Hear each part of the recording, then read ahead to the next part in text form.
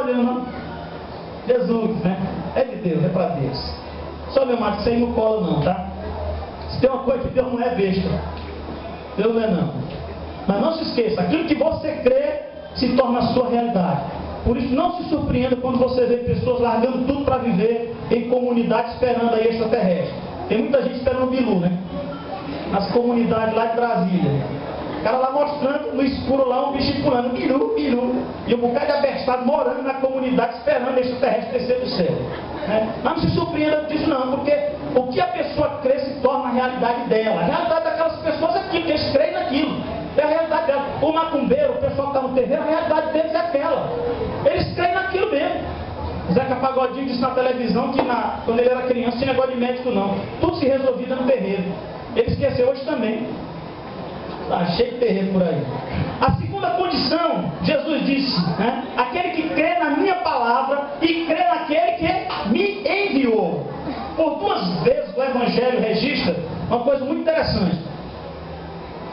Deus só deu testemunho do céu a respeito de Jesus. Por 2 momentos, quando ele está sendo batizado, uma voz fala do céu e as pessoas com um trovão. E Deus diz, este é o meu filho amado.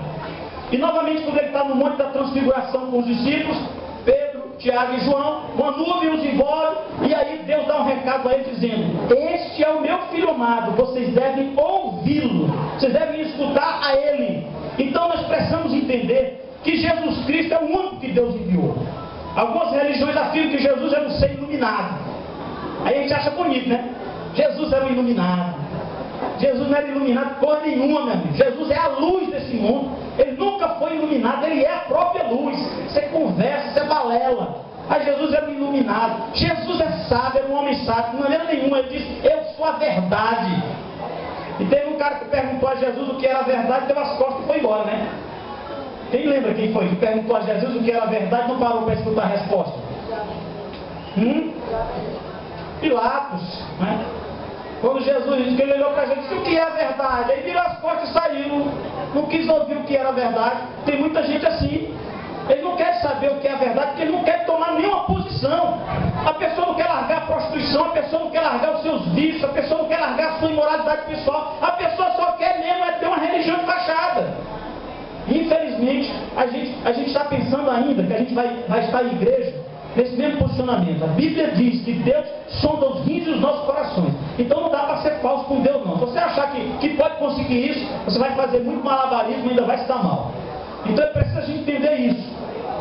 O Evangelho de João declara com bastante clareza o que foi que Deus fez. João 3,16 que Deus amou o mundo de tal maneira que deu o seu Filho unigênito, enviou o seu Filho unigênito, para que todo aquele que nele crê não pereça, mas tenha a vida eterna. Para que você também alcance essa graça da salvação, é fundamental que você exercite a sua fé e torne isso uma realidade para a sua vida. Aí nós vamos para outra parte final do versículo, onde ele diz, né, aquele que crê nas minhas palavras, e aquele que ouve as minhas palavras e crê naquele que me enviou, aí ele vai dizer agora, nessa palavra dele, ele divide em 3 realidades. Quem crê nas palavras de Jesus e crê no Deus que o enviou, encontra o quê? A vida eterna. Eles têm a vida eterna. Jesus é o único que pode realizar esse milagre. A gente acha que está vivo, né? Todo ser humano acha que está vivo. Mas a velhice vai mostrando para a gente que ele não está tão vivo assim. Um certo pregador disse que nós somos como um ventilador que foi desligado. Ele está rodando lá e você acha que ele ainda está na energia. Mas aquela força ali é só apenas um resquício da força que ele tinha. Não está mais ligado em nada. Ele vai parar. E assim também nós precisamos nos religar à fonte da vida que é Deus. E a única forma que nós fazemos isso é através de Jesus. Nenhuma religião faz isso. Nós precisamos nos religar a Deus e só Jesus pode fazer isso por nós. Por isso ele diz, quem ouve minhas palavras e crê naquele que me enviou, tem a vida eterna. Foi religado à vida. Esse é um milagre que Jesus realiza na vida daqueles que chega a Ele. E todos nós precisamos entender isso. Aceitar Jesus como Senhor é ter garantida a existência eterna. Ele diz, quem crê, quem ouve as minhas palavras e crê naquele que me enviou, tem a vida eterna. Aí ele diz, não entrará em condenação. Quem ouve as palavras de Jesus, quem se compromete com Ele, quem crê que Deus lhe enviou, não entrará em condenação, não será condenado.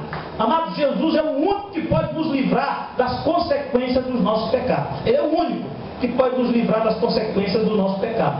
Hoje eu ouvi uma frase interessante de um pregador, ele falava que você vai, ele usou um termo jurídico, agora fugiu aqui da minha mente, questão do perdão, que Jesus nos absorve, foi essa palavra que ele usou, nós somos absorvidos da condenação. Paulo vai dizer assim, nenhuma condenação há para os que estão em Cristo Jesus. Ele está dizendo assim, que você não vai esperar de Deus em momento nenhum condenação alguma, já que você confiou em Jesus. João vai dizer no capítulo 2 que ele é o nosso advogado fiel, aquele que vai estar do nosso lado para nos imunizar, para também nos declarar livres de toda condenação. E é isso que Jesus faz. Quem crê em Jesus não será condenado. Quando nós entregamos nossa vida a Ele, Ele coloca o seu próprio sangue como pagamento pela nossa dívida. Quando nós dizemos, nós escutamos, Jesus morreu pelos nossos pecados. E eu estava conversando com um cara no meu trabalho uma vez, e ele disse assim para mim, eu falando para ele sobre como Deus agia diante do pecado, ele disse, rapaz, deixa de ser abestado, ele disse para mim. Deixa de ser abestado, porque Jesus já morreu pelos nossos pecados, rapaz. Ninguém é mais condenado por pecado nenhum, não. Aí eu disse, você só disse a metade do versículo. Onde você está imaginando que tem isso na Bíblia, tem escrito uma frase depois dessa aí. Jesus Cristo morreu pelos nossos pecados, para que nós, mortos para os pecados, pudéssemos viver para a justiça. Não é autorização para continuar pecando. Não é liberdade para fazer o que quiser. Não, é para viver longe do pecado. E o apóstolo Paulo vai dizer para nós, amados, nós fomos chamados para ser livres, mas não podemos usar dessa liberdade como pretexto de malícia. Agora eu sou salvo, não há condenação mais para mim, vou fazer o que eu quiser. Está revelando o que está dentro do coração. Sempre que eu estou dizendo para as pessoas que uma vez salvo, sempre salvo, aí o cara diz, nem se o cara pecasse, meu amigo, você agora virou juiz. Mas se a pessoa abandonou e enveredou pelo pecado por aí, meu amigo, a palavra de Deus diz, vocês conhecerão as árvores pelos frutos que elas derem. Então você é o salvo. Sabe quem é que sabe quem é o salvo? Somente a pessoa e Deus. Porque eu posso pedir, eu sou salvo, eu creio em Jesus, e Deus está dizendo, ó. Isso aí não. Você pode estar dizendo, eu sou salvo, e Deus está dizendo. Porque salvação é se comprometer com o Salvador. Por isso que Paulo sempre quando fala de Jesus diz nosso Senhor e depois o que? Salvador. Nosso Senhor e Salvador Jesus Cristo. Por quê? Porque para Jesus ser Salvador da sua vida, primeiro ele precisa ser o Senhor da sua vida. Ele precisa governar a sua vida, ele precisa entrar no seu coração, ele precisa mudar você por dentro, ele precisa governar as suas atitudes. O Espírito Santo precisa arbitrar nas suas decisões. Quem crê, quem ouve as minhas palavras e crê naquele que me enviou, tem a vida eterna. Não entrará em condenação, aí ele diz a terceira coisa importante. Mas passou o quê? Da morte para a vida. Passou ou passará? Ele está falando de uma coisa que já aconteceu, uma coisa que no momento que nós cremos em Jesus aconteceu na nossa vida. Passou da morte para a vida. A morte é o estado de separação que a humanidade se encontra. Você quer ver uma pessoa sem Deus? Dá uma voltinha na rua, vai ter que ir na esquina, você encontra pessoas sem Deus. Eles estão em todo lugar. São pessoas que não dão ouvido às orientações de Deus. Para eles, Deus é só uma religião. Então eles fazem o Deus que eles querem na cabeça deles. Mas quem crê em Jesus já passou da morte para a vida. Através de Jesus nós experimentamos a obra transformadora do Evangelho. Por isso Paulo diz em 2 Coríntios 5,17: aquele que está em Cristo, nova criatura é. As coisas velhas já passaram. E desde que tudo se fez novo. Isso verdadeiramente se reflete na vida de um crente de verdade. As coisas velhas na vida dele fazem parte do passado dele. Um cara disse pra gente, uma vez para uma irmã na igreja, disse: pastor, o homem acolá diz que todo crente tem um passado sujo. Eu digo, volte lá para ele e digo o seguinte: todo crente realmente tem um passado sujo, mas tem um presente limpo e um futuro maravilhoso. Agora volte lá e diga para ele assim: você tem um passado sujo, um presente sujo e terá um futuro pior que não se converter.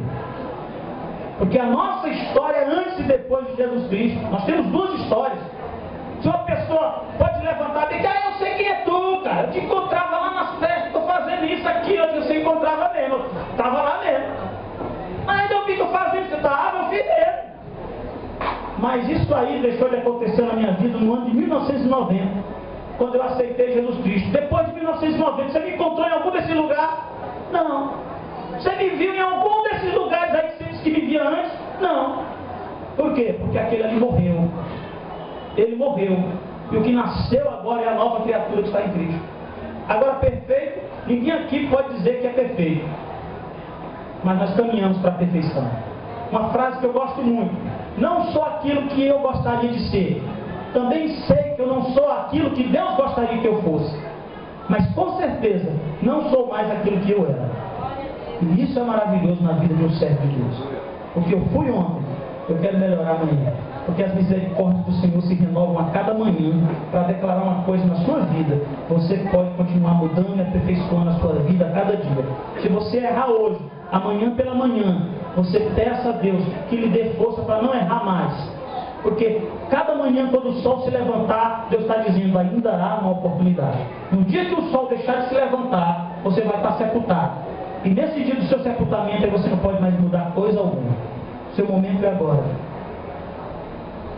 Você conseguiu entender o que tem que fazer? Você lembra que eu vim falando na mensagem o tempo todo? Aquilo que você crê se torna a sua realidade.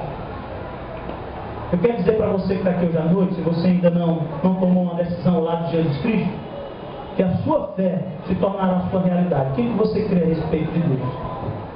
A sua fé é a chave que abre a porta da salvação. Apocalipse capítulo 3, versículo 20, Jesus vai nos dizer: eis que estou à tua porta e bato. Se você abrir, eu entrarei. Eu e o Pai entraremos e cearemos contigo. Quando ele diz: eu estou à tua porta e bato, ele está dizendo que a decisão é sua, que a chave está nas suas mãos e não nas mãos de Jesus. Jesus quer salvar você, mas isso só vai acontecer se você der a Ele livre acesso na sua vida. Você abrir o seu coração, a chave está